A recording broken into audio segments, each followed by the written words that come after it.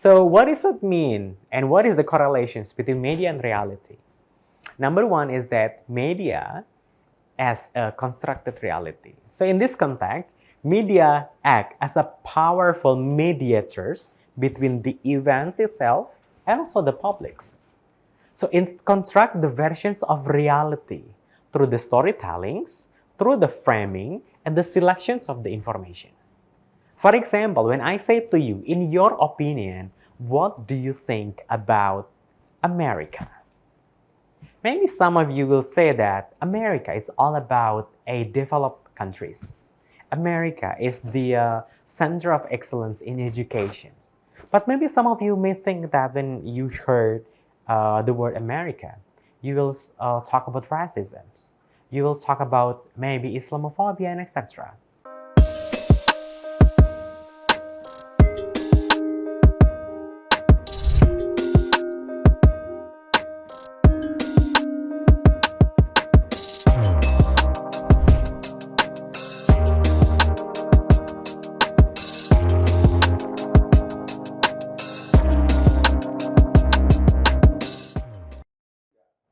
Hello everyone, welcome to the course of English for Journalism, and today we are going to discuss about the role of mass media.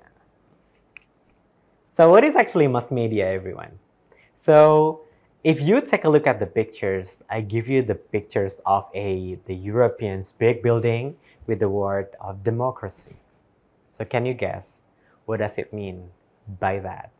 And we have the newspaper as one of the pillars there. Okay? Right, so maybe you're thinking about that one. Right, so this picture actually shows that media becomes one of the pillars of the democracy. What does it mean?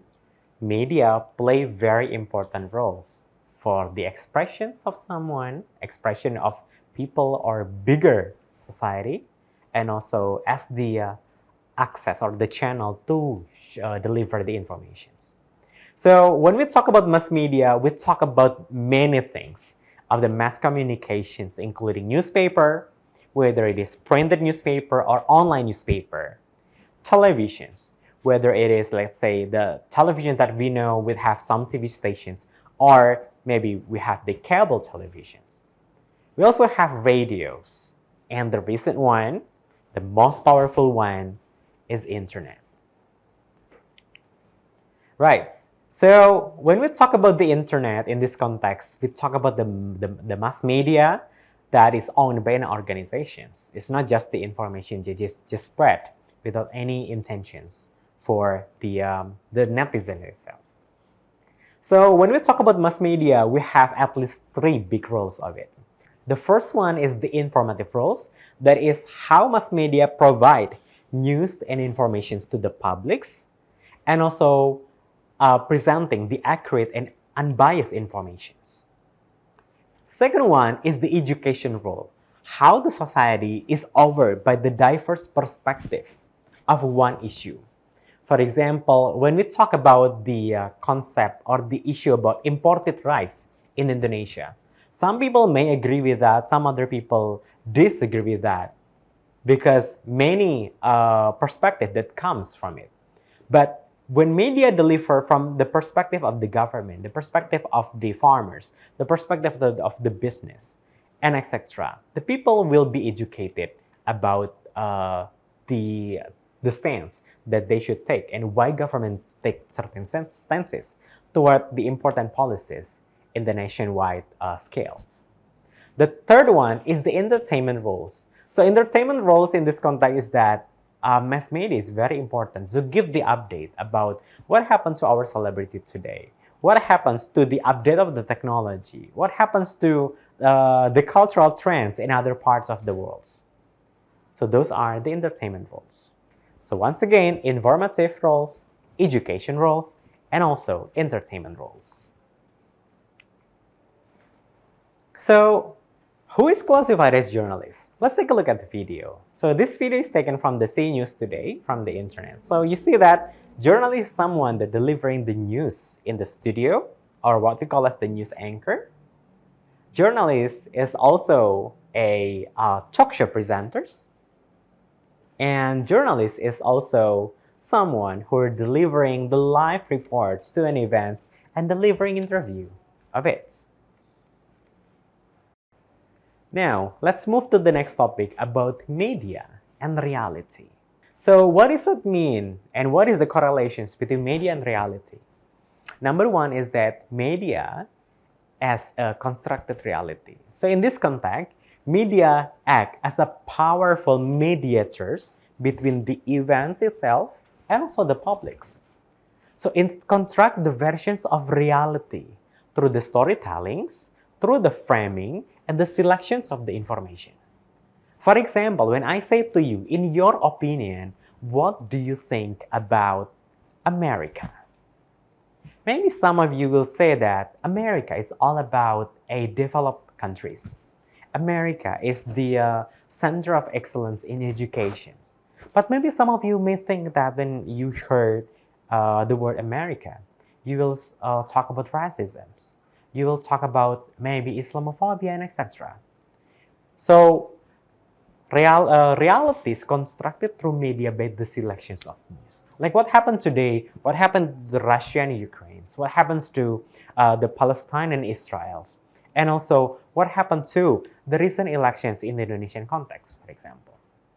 So it depends on the constructions of reality that is produced by the media itself.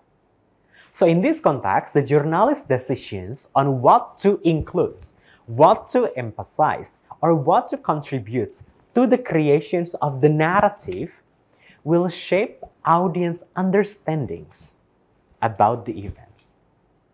So that's why as the students, it is important for us to always cross-check and balance that view from the positive one to the negative one, from the pro one to the cons one, to government perspective, to expert perspective, to society perspective, so that our reality is broader, more than just being provided by the media. The next one that we are going to talk about in mass media and reality is the influence of media framing. The media framings, or the framing of the news stories itself, significantly influence how the events are interpreted. What does it mean, for example?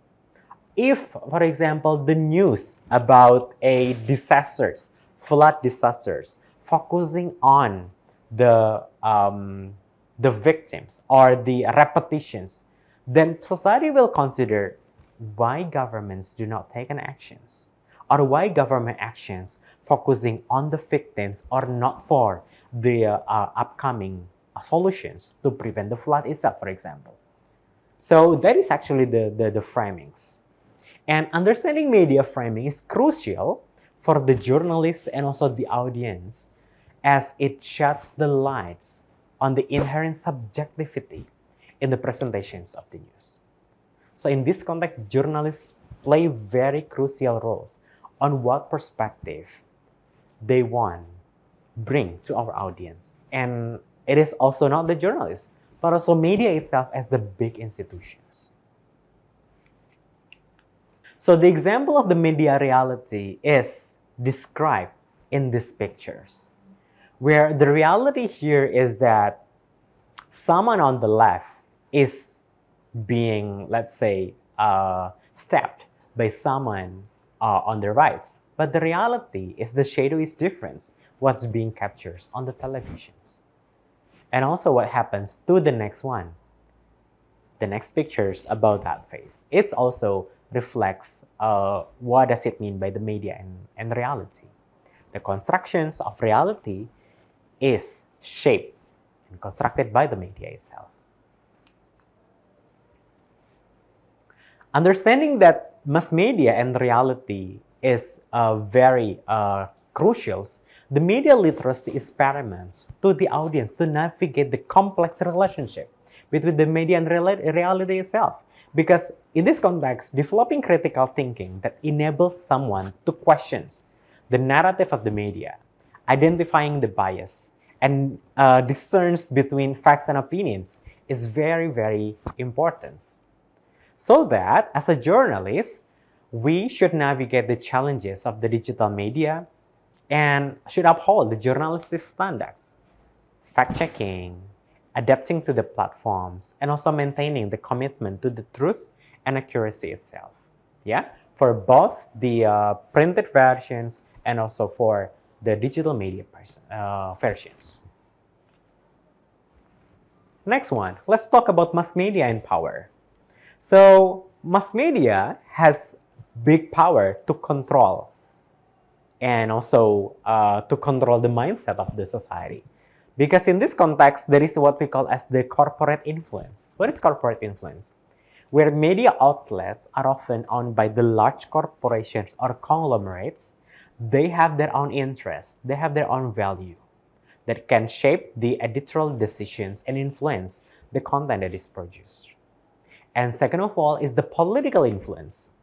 Governments may exert the control over the media through the regulations, ownership, or the direct intervention that this will impact the independence and the freedoms of the press. And the next one is all about the agenda settings. So what does it mean by the agenda setting? Is that media has the power to set the agenda by deciding which issues and which events receive attentions. How can we see that? If you want to compare, for example, newspaper A, newspaper B, and newspaper C, they have a different pictures in the headline. They have the different topics. So those who control media outlets can influence the public discourse and priorities. So what does it mean? It means that the power relations can be observed in the selections of the news stories, the framing of the issues, and also the emphasis on the certain perspective over the others. All right, next one, let's take a look at the media and marginalizations. So media plays a crucial role in presenting different groups within the society, geographically and maybe social class and etc. So power relations become evident how certain groups are portrayed or even marginalized in the media narrative. So the lack of the diversity in newsrooms or underrepresentations of the certain communities can contribute to the biased representations. Can you imagine that one? How big is the power of the media? And the next one is that advertising and economic influence. This may be positive, this may be negative. How advertisers hold economic powers and can impact media content through the financial supports. Media organization in this context may be influenced by the need to attract advertising revenue and potentially affecting the editorial decisions. This relationship raises a question about the balance within commercial interest and journalist integrity. Commercial interest and journalist integrity. After we have already discussed about what is actually media is about, the professions in it, and then how big is its influence, now let's talk about the developments of the mass media itself. So it started with the printing era in 40s until 70s, 18th centuries. So it started from the Johannes Gutenberg invents the printing press and leading to mass production of books and newspapers, and then newspaper became widespread in Europe. So starting from the Western areas of the world. The second part is that the era of the broadcast in 1830s and 1930s, where Samuel Morse invents the telegraph, and this revolutionized long-distance communications. Then we have also have Alexander Graham Bell's patented telephone, so that we have a voice communication until today. And also radio broadcastings become more popular in that era, so that it can offer the news and also entertainment to wider audience. So from broadcast era, let's move to the television era, 1927 until 1940s. Everyone enjoy watching televisions, even at the time that one television for the small numbers of family having a, let's say, night watching watching televisions together and etc. Then let's move to the era in the early 20s. And this is also the first email sent and marking the beginning of the digital communications. Then we have cable television expands. It provides more channels and more specialized content. And then World Wide Web or internets are now accessible for the public. And this race to the online media right now. And then there's also an emergence of the social media platforms. Then finally, we know Facebook, we know Instagram, we know TikTok, we know YouTube, and emerge. And it's transformed how people get the news and even consume and share the content. Right, and the last era until now is that by the beginning of the social media, now we move to the mobile, social media, and streaming era where those platforms are popular and is getting popular even until it affects the marketing strategy of the company. And then YouTube is founded, Netflix introduced the streaming services, and we also have say Hulu, Amazon, Prime Video, and etc. And this continued growth of streaming services, the rise of podcasting and increasing focus on interactive, also immersive content, make the media itself change. And then the bigger media institution should adapt with this new technology. All right, this is the end of the video. We will see you in the next video on English for journalism. Bye-bye.